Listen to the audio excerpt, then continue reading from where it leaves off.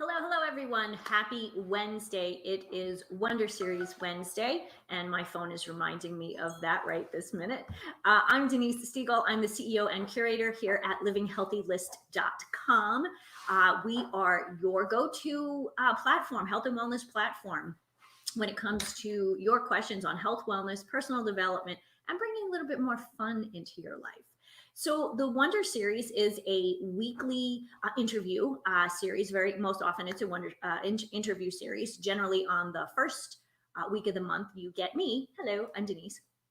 And essentially, my goal here today is to introduce what we're going to be talking about all month, because each month we focus on either a different topic, a different area, whether it's health, wellness, bringing more fun into life. And sometimes, when it comes to our health and wellness and our health and happiness, there's so many aspects that we need to focus on. And sometimes it's really hard. You can't focus on everything at once. So we really do try to focus each month on one thing at a time.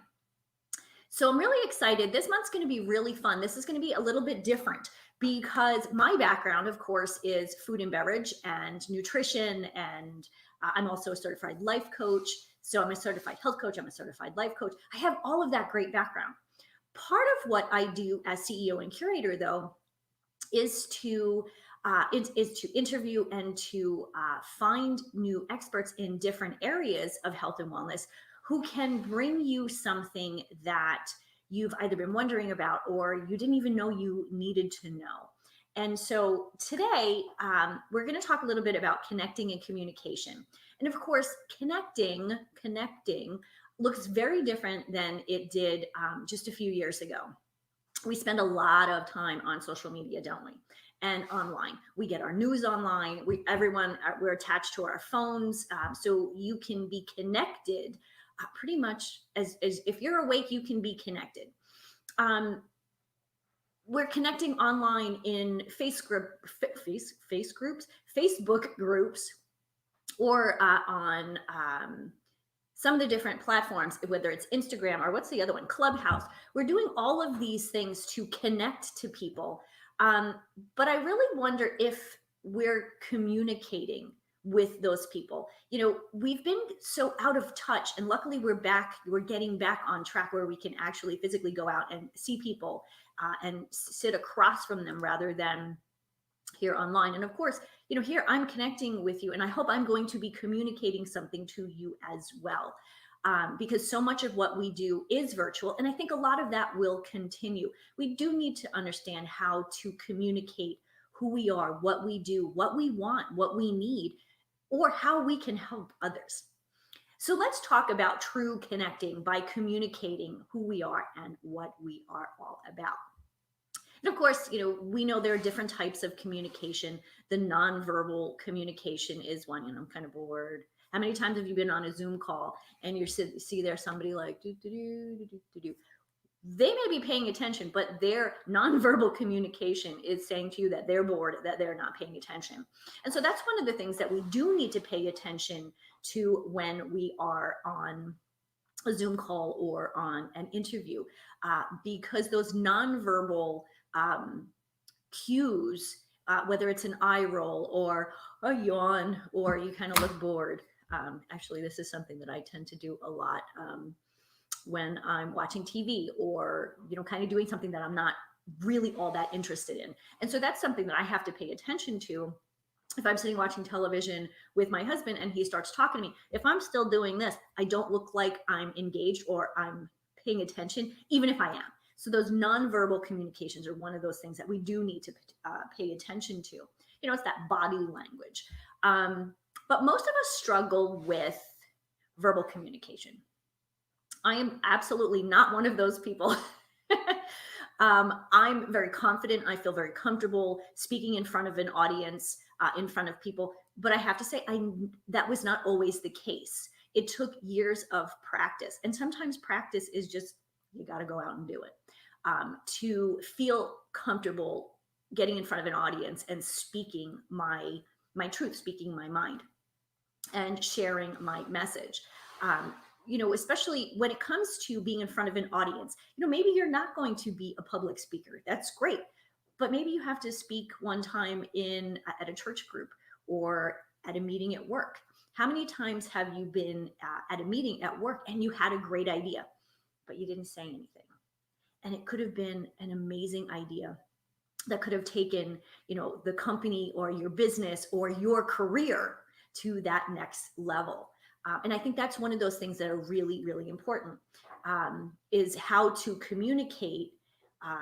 And part of it is confidence, but I think the communication, if you know what you want to say, communicating is so much easier. So what is your message? That's a real important piece. Is you can't just come on and communicate with somebody if you don't know what you want to tell them, or you don't know what you want to share. Think about so that's in front of an audience or a group of people.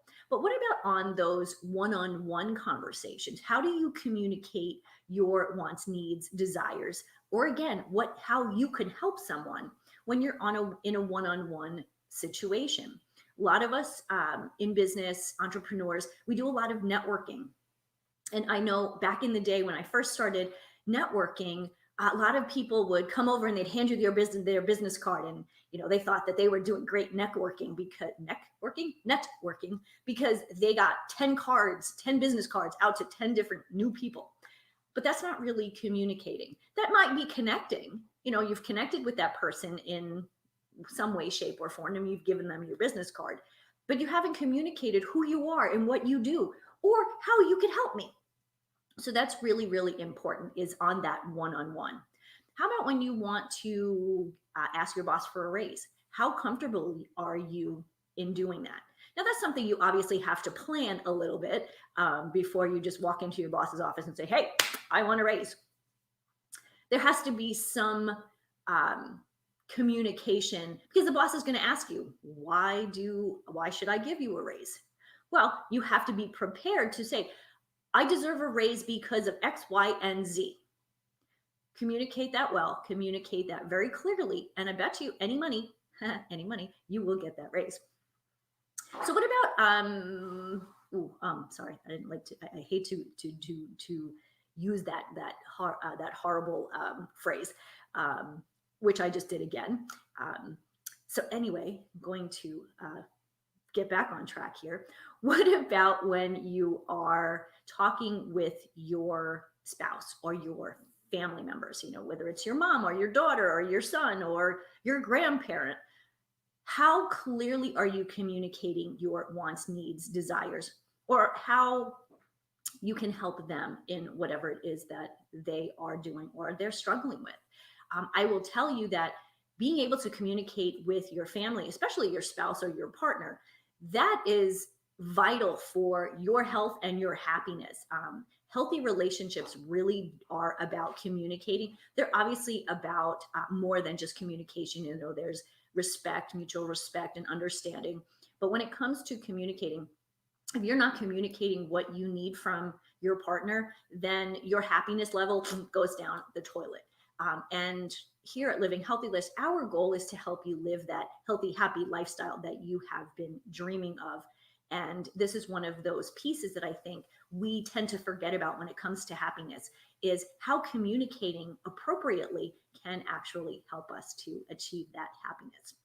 So every month, we talk about something different. Obviously, we're talking about communication this month. And I'm really excited. I have 3 guests that we're going to be talking to who are very, very unique in what they do and how they fit into this communication, this topic of communication. Next week, my guest speaker or my guest interviewee is Mr. Vince Stevenson. Vince is a speaker, he's a trainer, he is an author. He's also the CEO, and get this, CEO of the College of Public Speaking in London. And he's also a co-author of mine in this book, The Successful Body, which I'm really, really proud of. If you haven't had a chance to pick this up yet, it's $19.99 on Amazon. And truly, this is something that I participated in because I believe in the concept. I love all of the different topics that we touch on in the book, The Successful Body. So please, please, please go on Amazon.com and pick up this book. It actually says it's created by Eric Severson. And then there are 32 other authors. I am one of them, and Vince Stevenson is one of the other authors. So I'm really excited to talk to him next week. Um, and then in the few weeks that follow, we're going to be speaking to someone who talks about connection and communication in a very different way. This is Norman Plotkin. And Norman is a certified clinical hypnotist. No, sorry, hypnotherapist. And his goal is to help people to get natural solutions and answers to their life and health issues. Again, connecting to self, and communicating in a very different way. I think here that connection piece is really important, but we're not connecting to others. His goal is to help you connect to you. And then, of course, his mission is to help you connect the dots to understand the mysterious messages from your subconscious programming that keeps you stuck. And we all have those, whether we call it what do we call it? Our negative self-talk, or the kind of like the angel and the devil telling you two different things. Those subconscious conversations that you have with yourself can absolutely be detrimental or very positive when it comes to your health and wellness and your health and happiness. And so understanding those and connecting to those is really, really important. And then finally, we're going to be speaking with Lisa Erickson, and I'm really excited to speak with Lisa. She is an energy worker who specializes in women's energetics and sexual trauma healing. Again, a connection of a different way and communicating in a different way. Again, it's to help you help yourself. Her work is primarily chakra based, and incorporates guided visual and somatic exercises for gently healing and transforming your emotional patterns. So again, it's communicating and it's connecting when it comes to you. And when you are completely connected to yourself and understand who you are and what your story is, one, you can change the outcome of your story, but you can also communicate better to people who are around you, who may not be understanding what you're struggling with.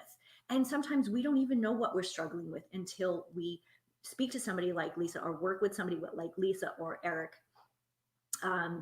Lisa or Norman, or even Vince. So sometimes looking at yourself from a different perspective is really essential.